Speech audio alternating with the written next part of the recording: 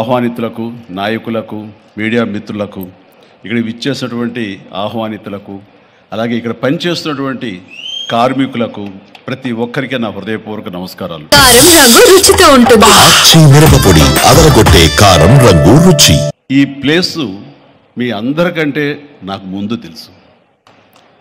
2000 సంవత్సరంలో రామ్దేవ్ ఇది ప్రారంభించినప్పుడు ఇక్కడ కొన్ని మొక్కలు పాంప్లెట్ వేసి మా ఇంటికి తీసుకొచ్చి, మీరు ఇల్లు కడుతున్నారు, ఏదైనా ఉపయోగపడుతుందో చూడండి అంటే వెంటనే ఎంత ముచ్చరేసిందంటే, ఎప్పుడో విదేశాలకు వెళ్ళినప్పుడు ఇలాంటి మొక్కలు, ఇలాంటి కళాకృతులు, ఇలాంటి అద్భుతమైనటువంటి సజీవ శిల్పాలు, జీవం ఉన్నటువంటి ఇలాంటివి చూస్తుంటే ఇలాంటివి మనం తీసుకెళ్ళిపోతే బాగున్నాయి, వాడ షిప్లో తీసుకెళ్తే బాగుండే అని అంత టెంప్ట్ అయ్యేవాడిని. అలాంటిది ఇక్కడ హైదరాబాదులో ఈ శివారుల్లో ఒకటి లభిస్తుందంటే కనుక చాలా ఆనందంగా ఉంటుంది. రామ్దేవ్ ఫస్ట్ ఆఫ్ ఆల్ నేను కూర్చున్న చోట బయట కనపడకుండా నాకు ఏదైనా ఫెన్సింగ్ లాగా ఉండాలి, అలాంటి గుబురుగా ఉండకూడదు అంటే అక్కడ చక్కగా కొమ్మల్ని ఒక ఫెన్సింగ్ లాగా అల్లి పైన మాత్రం గ్రీన్ ఉండేలాగా పెద్ద స్క్రీన్ చేశాడు. అది ఇప్పుడు చూస్తుంటే కనుక ఎంత బాగుంటుందంటే బయట నుంచి చూసేవాళ్ళకి నేను జైల్లో ఉన్నట్టు ఉంటుంది, అన్ని కటకటాల్లాగా ఉంటుంది.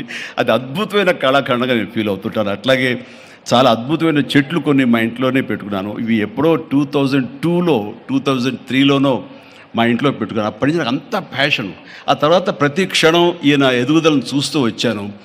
ఎక్కడ నాకు ఈయన రామ్దేవ్ ఒక వ్యాపారవేత్తలా కనబడ్డాడు, ఒక కళాకారుల్లా కనబడతాడు. అందుకే నా మనసుకి అత్యంత దగ్గరగా అయ్యాడు.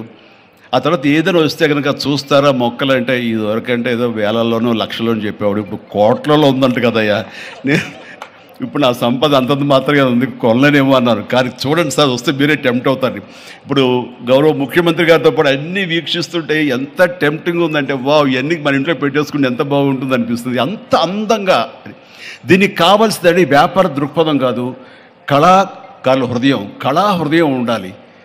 నా మటుకు నేను అతని ఒక కళాకారుడుగాను, ఒక ఆర్టిస్ట్గా చూస్తాను. నేను అంత తపన లేకపోతే, అంత ఇష్టం లేకపోతే సుదీర్ఘకాలం 24-25 ఇయర్స్ పాటు దీని మీద ఎక్స్పెరిమెంట్ చేస్తూ, ఎన్నో చోట్ల రీసెర్చ్ చేస్తూ, ఎక్కడెక్కడ ఏమేమి మొక్కలు దొరుకుతాయి, ఎక్కడెక్కడ ఈ శిలాకృతులు దొరుకుతాయి, ఆ శిలలు ఇక్కడ ఎలా తీసుకురావాలి అని దాని మీద అది దుర్భేద్యం అనుకోకుండా ఇది సాధ్యమే, ఇది మన ప్రాంతం వాళ్ళకి, మన హైదరాబాదుకి, మన స్టేట్కి అందం తీసుకొచ్చేది, మన దేశంలోనే గొప్పగా చెప్పినటువంటి గొప్ప పార్క్ అవుతుందని ఆయన మనసులో మెదిలిన ఆలోచన, ఆయన పడ్డ కష్టం, తీసుకున్న శ్రమ ఈ రోజున ఇక్కడ అద్భుతమైన కళాఖండంగా ఇన్ని ఎకరాల్లో చోటు చేసుకుందంటే కనుక నా భూతో నా భవిష్యత్తు.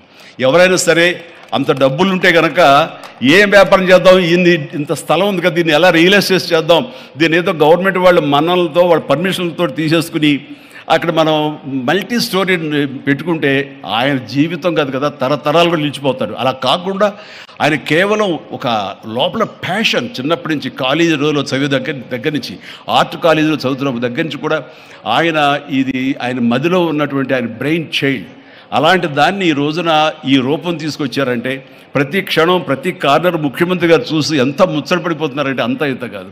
ఎలా చేశారు, ఇది ఎలాగొచ్చింది, అది ఎలా వచ్చింది అని అడుగుతున్నారు. నేను కొన్ని అడుగుతున్నాను.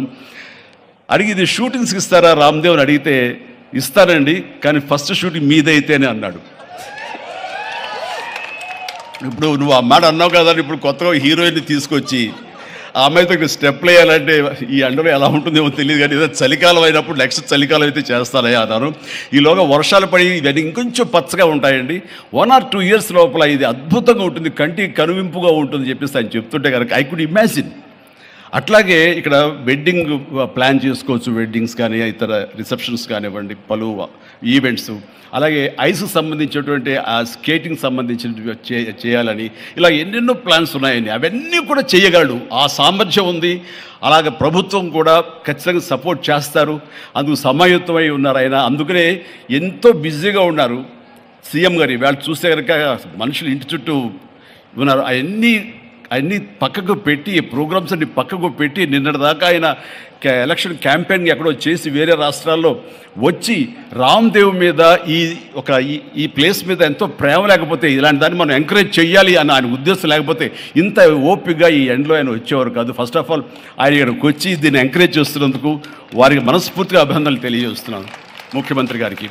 ఎందుకంటే అలాంటి వాళ్ళు అనుకుంటేనే, వాళ్ళ కళ్ళలో పడితేనే, వాళ్ళు ఇంప్రెస్ అయితేనే దీనివల్ల ఎంతోమందికి ఉపాధి కలుగుతుంది, ఇది ఎంతోమందికి కనువిందు కలుగుతుంది, మరి ఎంతోమంది ఈ ప్లేస్ని వాళ్ళ ఈవెంట్స్కి ఉపయోగించుకుంటారు, తద్వారా టూరిజం పెరుగుతున్న ఉద్దేశంతో కూడా మన జూపల్లి కృష్ణారావు గారు దీన్ని ఎంకరేజ్ చేయడం కోసం సమాయత్తమై ఉన్నారు. అలా ప్రభుత్వ సహకారాలు దీనికి మెండుగా ఉంటాయని ఆశాభావం వ్యక్తం చేస్తూ, మీరు ఏదైతే కనుక ఊహించారో రామ్దేవ్, అది త్వరలో ఖచ్చితంగా అవుతుంది. ఇవి అద్భుతమైనటువంటి ఒక ల్యాండ్ మార్క్ అవుతుంది, ఒక కళాకృతి అవుతుంది. అది రాష్ట్రానికి వన్నీ తీసుకొస్తుంది, హైదరాబాద్కి తలమానికంగా ఉంటుంది. ఒక హైదరాబాద్ ఒక ఇల్లు అనుకుంటే ఇంట్లో ఒక అద్భుతమైన పెయింటింగ్ పెట్టుకుంటే ఎంత బాగుంటుందో, ఆ పెయింటింగ్ ఈ రోజున ఈ ఎక్స్పీరియన్స్ తోటి నేను చెప్తున్నాను, this will be a beautiful piece of art. అందుకని మరొకసారి వారికి నా హృదయపూర్వక ధన్యవాదాలు, అభినందనలు తెలియజేస్తూ ఈ అవకాశం వచ్చినందుకు అండ్ సీఎం గారితో నేను ఈరోజు ఈ ప్రోగ్రాంలో పాల్గొన్నందుకు నా సంతోషాన్ని తెలియజేస్తూ all the very best, God bless.